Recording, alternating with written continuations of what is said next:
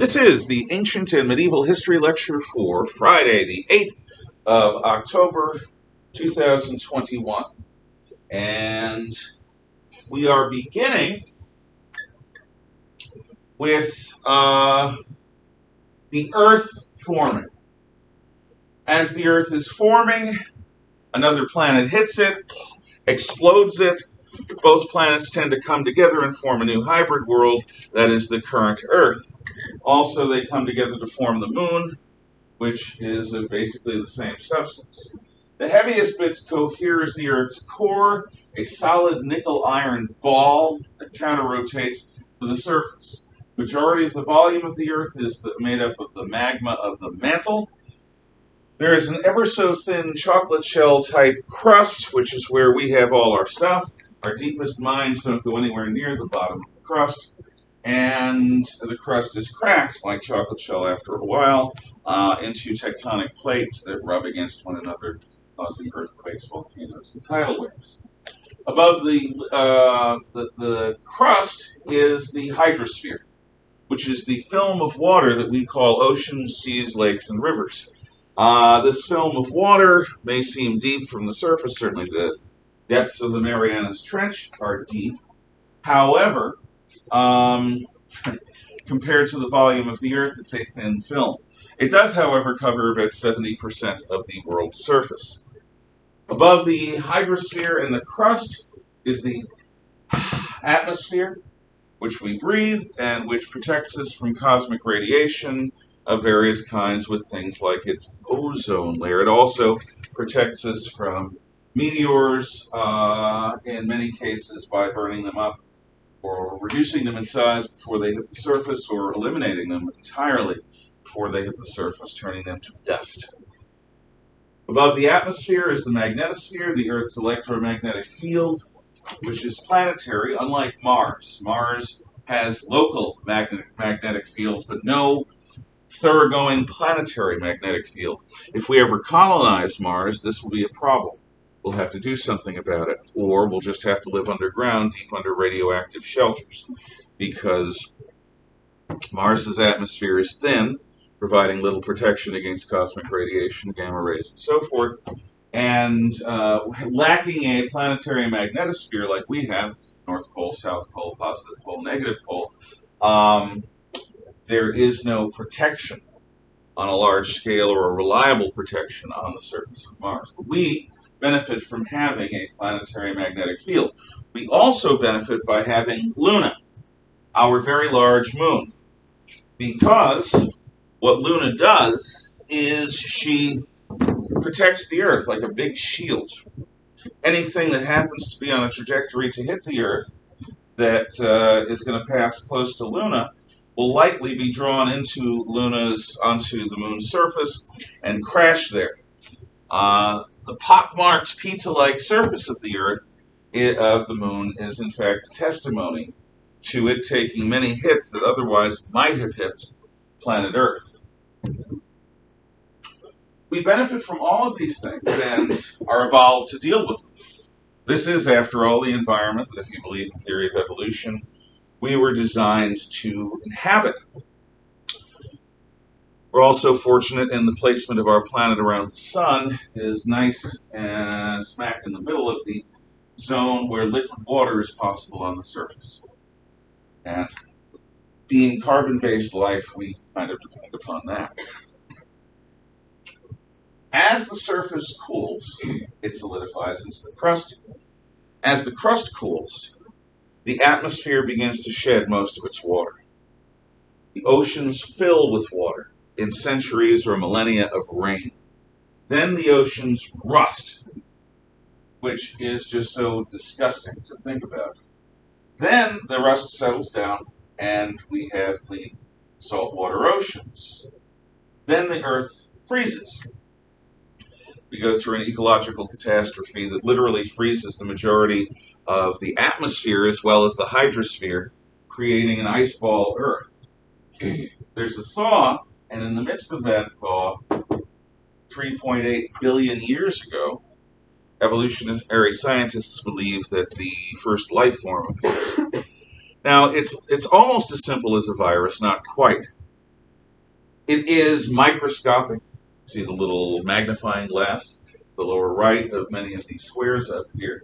It is microscopic, and it is aquatic. And there are going to be certain benefits it gets from both. But it meets many of the definitions of a life form. It consumes, that's it eats. It eliminates, that means it goes to the bathroom. It respires, it breathes, and it breeds. It reproduces, because it is not immortal. All of these are among the biological processes for life, and it meets them all. First life form is an extremely simple thing, and it is not yet a plant or an animal. Now, what are the benefits? Well, let's see what is next in your notes. I don't mind going out of order, but I just want to do so air French. I believe we ended on number 24. He sounds like he did. So, okay, I was right. Okay, benefits of being aquatic. What are these benefits? Well, first of all, a terrestrial being, as opposed to an aquatic being, needs to support its own weight with some kind of physical structure. For insects, it's an exoskeleton. For vertebrates, it's a skeleton inside of the being. There are some creatures like slugs that do without that structure. But basically, if you are terrestrial, if you are of the earth, you on land, you need to support your own weight. Whereas aquatic creatures just sort of float. And the water, the medium of the water, tends to support these gossamer thin, beautiful things.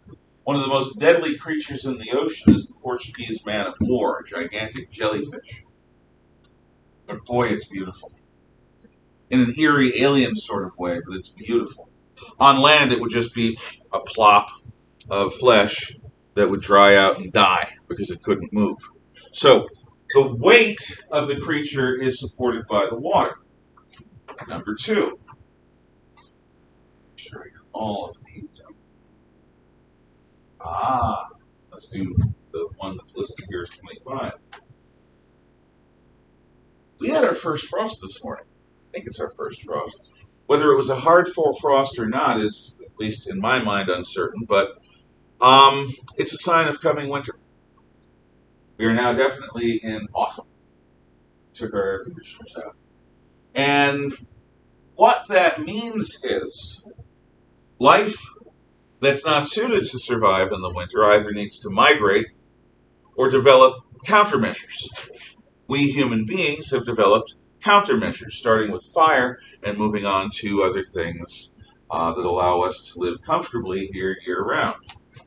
But animals who are on the earth have to deal with extremes of heat and cold.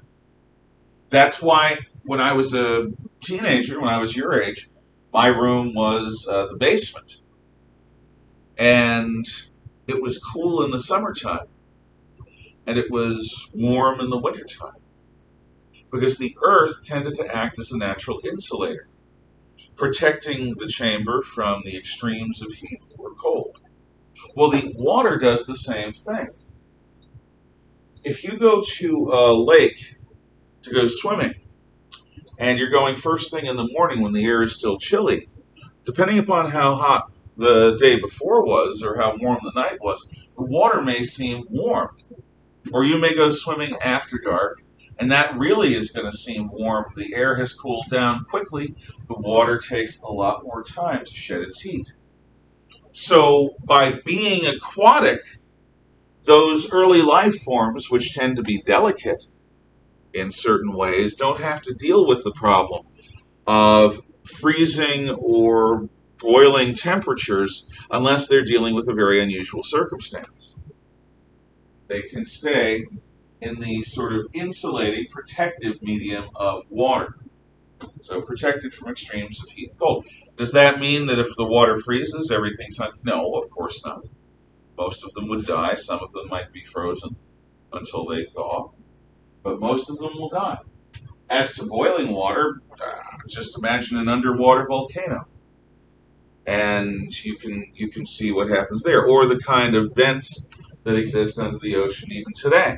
Black smokers with weird life forms that have no relationship to the sun. Bless you. They are just they feed off of the mineral emissions of the earth through the black smokers. So the water insulates from extremes of heat and cold. The water supports the structure of the body. That was number 27, by the way. So number 26.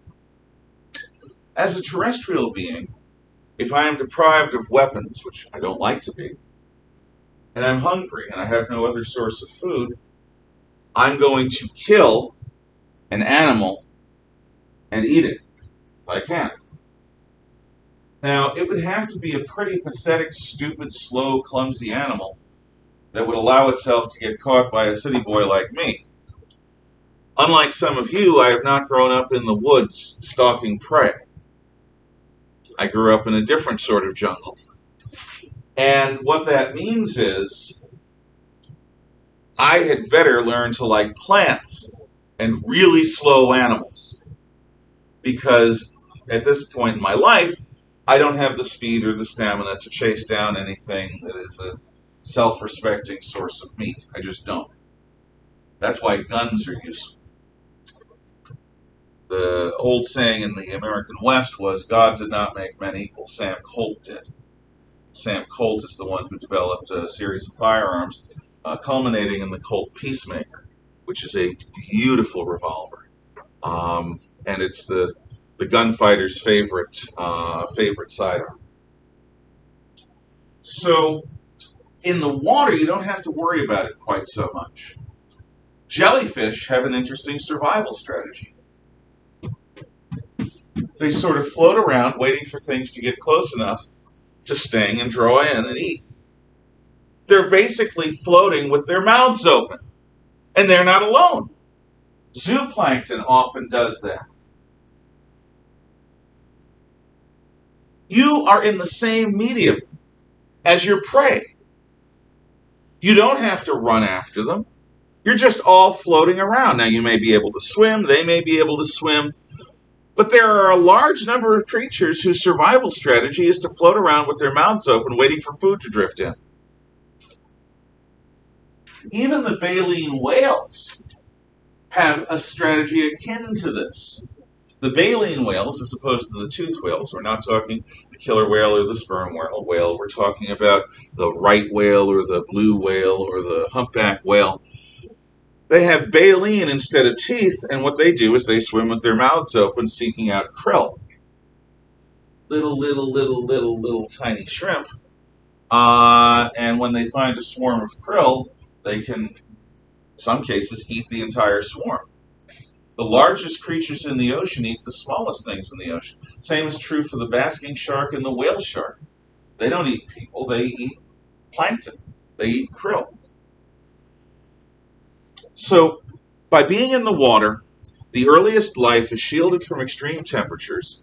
It is much easier to get food because you're floating around in the same medium as your food. And they don't have to support their own weight. The water will do that for them. Every year, whales beach themselves for reasons that probably have to do with depression.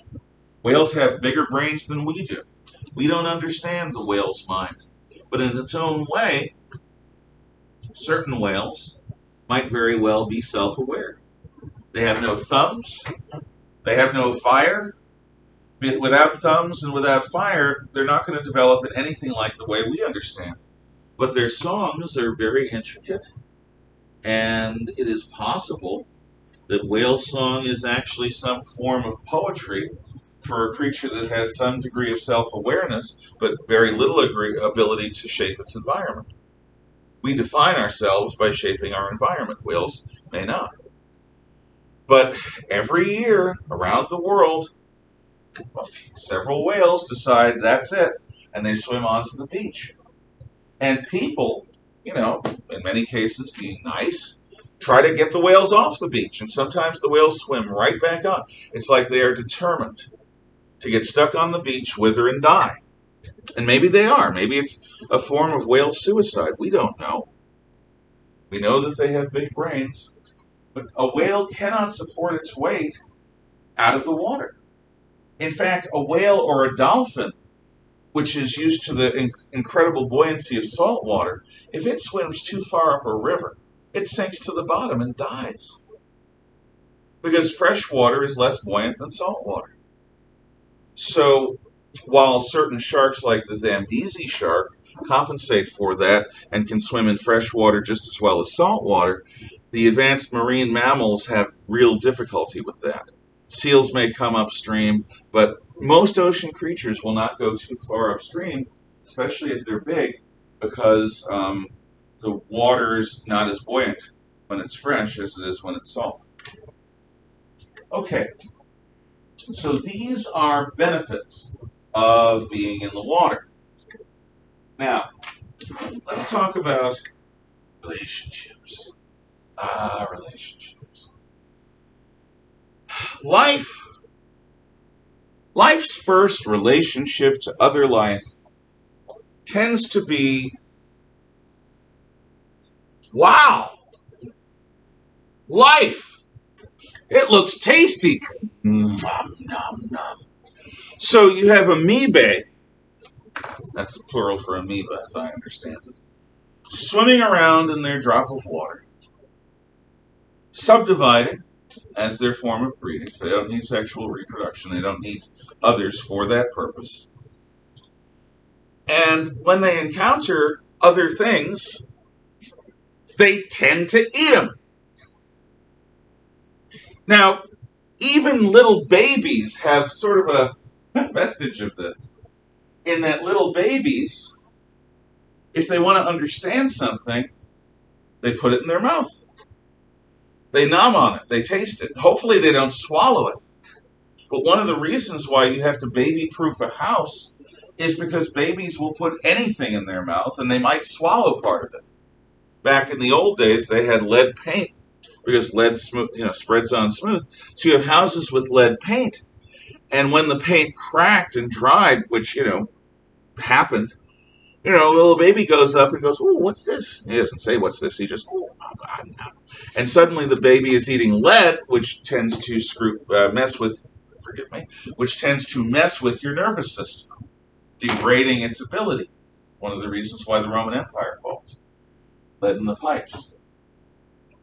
So, life's first relationship. By the way, there is a second ice ball Earth. Afterlife appears, and life survives by being deep, deep underwater, where there's still liquid water, where the Earth is warm and the ice is above. So, life's first relationship to life is hunter-prey. Eat or be eaten. Life's second relationship to life is when it comes together occasionally for mutual benefit. So you have an orange intruder, and you have what had been hunter and prey, the green and the purple, teaming up to appear bigger than the orange.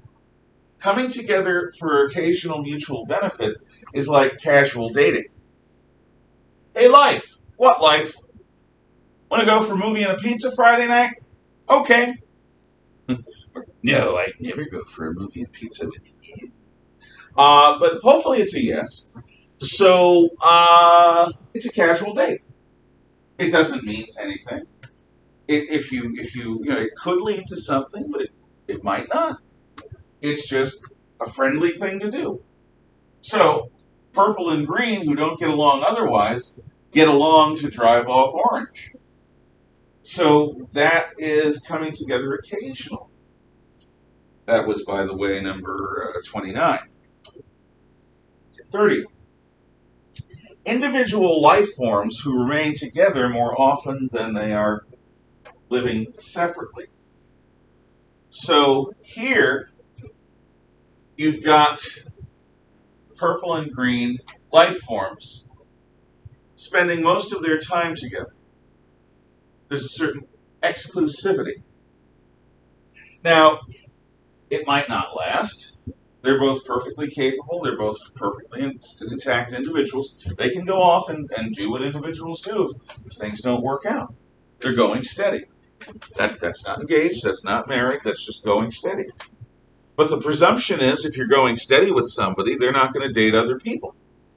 And you're not going to date other people because you're an item, but an item of two individuals. So life comes together in a symbiotic relationship where the two beings are used to cooperating with one another. They were meant to be. However, it doesn't stay at that stage for human beings. Human beings always either break up or go to the next level. And sometimes life does too. So, groups of life forms that thrive together but would not thrive separately. So here we have the purple and green, but they're no longer perfectly separate, working together. They have developed a linkage, a connection. And by developing that linkage and connection, they have eased their cooperation with one another. But they've also made it difficult if somebody were to separate the conjoined life forms for each as an individual to survive. It's not impossible. It's just difficult because there's this remnant of that connector which is now gone. So there is this sense that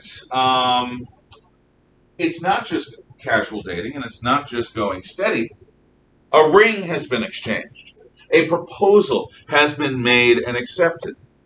Honey, will you marry me? And again, the answer might be yes, or it might be no. Hopefully, if you're going to pop the question, you've been together long enough that you'll have a sense it may very well be a yes. Otherwise, it's kind of unpleasant for everyone. And often, you can't go back to the moment before the proposal was made.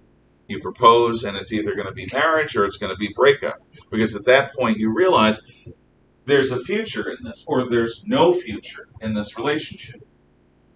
So there's a commitment between two life forms that are actually biologically in the act of coming together, like being engaged. Item 32. Life forms where separate cells were never intended to be apart. Life forms where the cells make up different sides of the part. So here we see a progression. Casual dating, various stages of going steady and getting engaged. So at this point, the linkage between the purple and green is even bigger than it was at first. And then the purple and green form an almost yin-yang symbiosis where if they were separated, they probably couldn't survive. And what that leads to is multicellular life. Multicellular life is not even designed to live as separate things. I don't recall, but I think it's hundreds of millions of cells inside a human being. Does anyone remember roughly how many cells an adult human being has? Let's say hundreds of millions, just for the fun of it. Maybe I'm overestimating, maybe I'm underestimating, but I think it's in the hundreds of millions. That's a lot. Yeah? Huge. Well, would you mind moving? You can move to any of the empty spaces in the room. It's just that I like the entire piece this morning. Thank you for asking. And there's absolutely no trouble with moving. I don't want you to be uncomfortable. Not physically, anyway. So, you take a human being, you separate out all of their cells, and you're going to have a bunch of dead cells. because the cells that make up my epidermis, my skin, can't see, can't run, can't eat, can't reproduce, because they're skin cells. The cells that make up my muscles, the cells that make up my optic nerve, the cells that make up my nervous system, or cardiovascular system, or lungs. All of that is specialized. Now, what that means is that singular cellular life is actually, in certain respects, far more durable than the life that we lead, because it's simpler, easier to handle threats that come. We can break down in so many ways. In fact, most of a human being regenerates every, 7 to 12 years. There are a few things that don't regenerate, but for the most part, your entire body replenishes itself, replaces itself. That's where old age comes in, the degenerative disease. The way geneticists explain it, when you're young, the genetic code that makes you healthy is very clear. But if you photocopy a photocopy of a photocopy of a photocopy, eventually the photocopy gets blurry. Eventually the image dissipates. And that's what tends to happen with old age. A person my age is going to have much more not healthy mutation change come to the genetic pattern that my DNA would rather have me have. You guys are fully, 40 years younger than me, roughly. And therefore you guys, and I wouldn't trade places with you for the world, I went through teenager years, I'm done with that. Good luck to you, you need it. But you are physically healthier than me in many respects just by being your age, because your genetic code has not been copied as many times as mine. And it's not therefore as blurry. There isn't as many. There aren't as many mistakes. Ultimately, the mistakes are going to catch up and kill me. It'll happen to you, hopefully, in a very, very, very, very, very long time. But what advantages do we get by being multicellular? You can take the exact same number of amoebae or paramecium or any other simple single cellular life form. Exactly as many are in your body or mine. And they will never think a thought. They will never see a color. They will never make a plan. They will never encounter the sensory data at this scale of reality. We are super giants. We have not only the sense of touch and taste, which single cellular life probably has, we also have smell, eyesight, and hearing. Because our bodies are designed to function at a certain scale of size and at a certain tempo of life. So by being multicellular creatures, by being beings at the size and at the speed that we are, we can sense a world completely undetectable to the little things. We live at a completely different scale of reality. What that means is we are more than the sum of our parts. We are more than simply a few 100 million cells. Our cells give us superpowers, the ability to function on a large scale, the ability to interact with the world in a completely different way than single-celled life, the ability to live for as long as we do, the ability to think and remember and have instincts. All of that stuff largely comes as a result of being multicellular. So when life begins to get bigger, life becomes more complicated and in some ways more vulnerable because of that complication. The more complex the drains, the easier it is to stop it up. But we also become more than the sum of our parts. And that is a wondrous thing. That is an amazing thing. So, life forms become visible around 700 million years ago. We're not even a billion years ago anymore. 700 million. Compared to the billions that we've been dealing with, that's not too bad.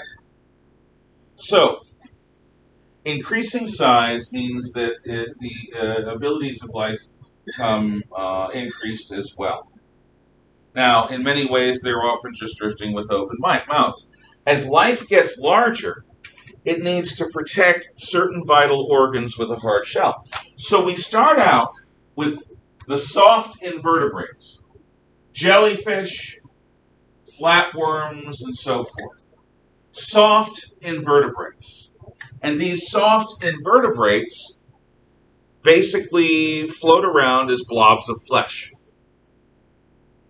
And actually, some of them, like flatworms, are so simple that they regenerate so effectively that if you cut a flatworm in half, both halves will go off and do their own thing.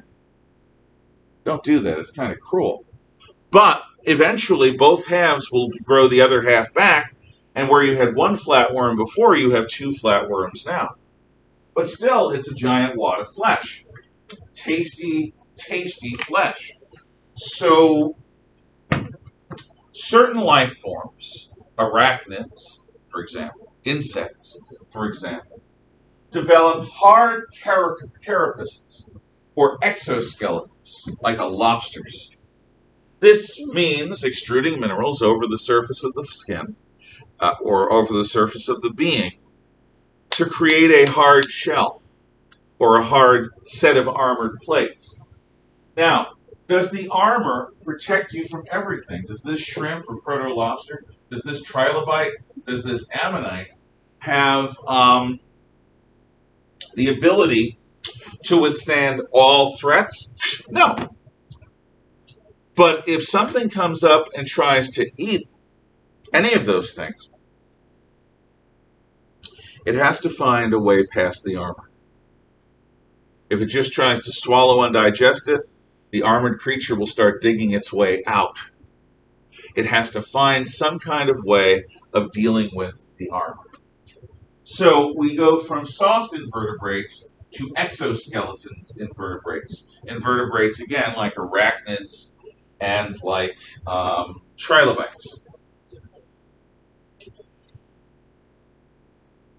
Then something interesting happens. Imagine that a creature's nervous system, their brain and their nervous system, is like a road network. Then imagine trying to get anywhere over the long distance on back roads, which, by the way, before the 1950s, is usually what America had. We did not have superhighways until the 1950s. We got the idea from the Germans. So we've got to go from here to, I don't know, for God knows what reason, we're going to go to San Francisco. I don't know, see the homeless, learn what it's like to live on streets covered in human excrement and used needles. There are some beautiful things in San Francisco. They're just very well hidden these days. But we're going to go to San Francisco. That's a long way away. That's many hundreds of miles away. But we're not going to use highways. We're going to make believe they don't exist. It'll take days. I mean, a bunch of days. Maybe close to a week. Have any of you driven to San Francisco from here and back? Can you tell me how long your family took? I don't see any hands. But I can tell you, if you did, you traveled as much as possible on interstate highways as you could. Invertebrates do not have interstate highways. Invertebrates, okay, let's go to Seattle. Let's get in the car and take only back roads. Going to Seattle takes less than a day. It takes a few hours on a good day on the highways when there isn't too much traffic or bad weather. Going to Seattle on the back roads, it's going to take at least 2 or 3 days. Because the back roads are not designed for speed. The nervous system of an invertebrate is somewhat inefficient. It is not designed for speed. It is designed for other things. So evolution says that at some point, a central cord that connects efficiently all the different parts of the body is developed. This is called the spinal cord. And the spinal cord is extremely vulnerable, but it gives us superpowers. It gives us the ability to learn things like my foot can't go through this wall. Immediately when I touch, believe it or not, when I touch the wall, I stop. My muscles don't continue to drive the foot in too long because my nervous system is efficient enough to tell my brain, stop, because it's a solid object. Same thing with fire. Same thing with a bug bite. Same thing with anything. We have very effective nervous systems because we have a spinal cord. But the spinal cord is extremely vulnerable. If somebody were to try to block off the roads from here to Seattle, it would be very easy to block off the highway. Not so easy to block off all the back roads. So because of the vulnerability of the spinal cord, because of the vulnerability of the central nervous system, vertebrae are formed. This is a half a vertebrae, half a vertebrae. They're sort of ring-shaped bones or hard objects. And what they do is they form around the spinal cord. And these vertebrae are designed to give flexibility and protection. Please close the shades, close the curtains, and turn off the lights.